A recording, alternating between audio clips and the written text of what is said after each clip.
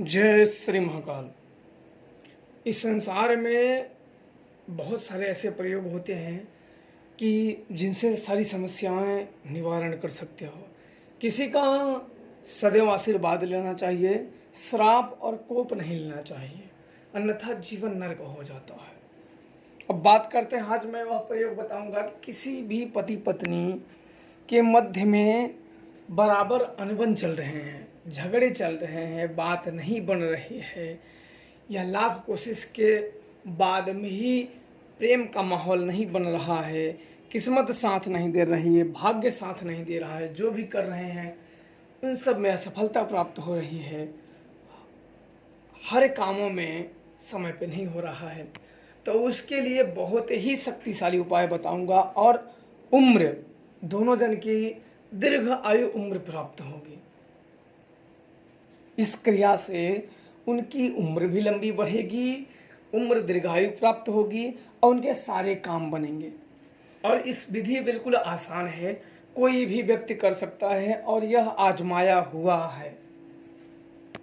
ये मुझे एक तांत्रिक से प्राप्त हुआ था और मैंने कई लोगों को बताया कि कोई जब प्राप्त होता है तो उसका परीक्षण लेना बहुत ज़रूरी है, कोई काम करते हैं कि नहीं, क्योंकि बिना काम किए किसी को किसी भी काम में नहीं लगाना चाहिए। अपना समय व्यर्थ नहीं जाएगा, लेकिन जो बातों को मान रहा है उसका समय व्यर्थ जाएगा। इसलिए परख के ही किसी चीज़ों को बताया जाए कि भाई आप करो। और जितने लोगों ने किया है, श्रद्धा और विश्वास लेके, भक्ति लेके करोगे तो निश्चित सफल हो जाओगे, और श्रद्धा नहीं रहेगी तो कोई भी काम सफल नहीं होंगे। अब ध्यान दो कि किसी भी शिव मंदिर में, कोई भी शिव मंदिर हो और वहाँ आपको पति पत्नी दोनों जन को दो वृक्ष लगाने हैं, उनके सामने थोड़ा थोड़ा दूर पे 10-20 लगभग 20 कदम पे थोड़ा थोड़ा दूर पे लगाना है वृक्षों को।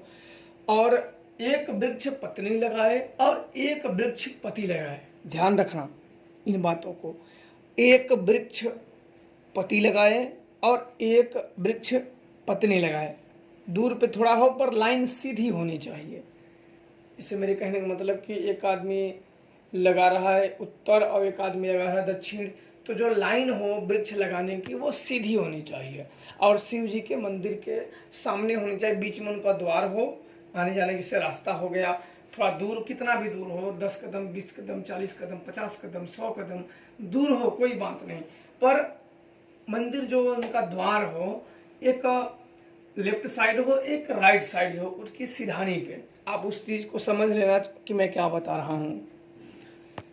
और इस प्रकार आपको लगाने के बाद किसी भी सोमवार को लगाएं, यह वृक्ष को सोमवार को लगाएं। आम के दोनों वृक्ष होने चाहिए, दोनों वृक्ष आम के होने चाहिए।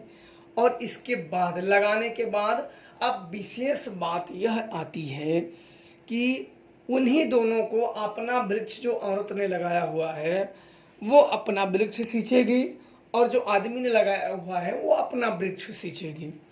उस वृक्ष को बड़ा करना है, सेव के उनका देखभाल करके उस वृक्ष को आपको बड़ा करना है।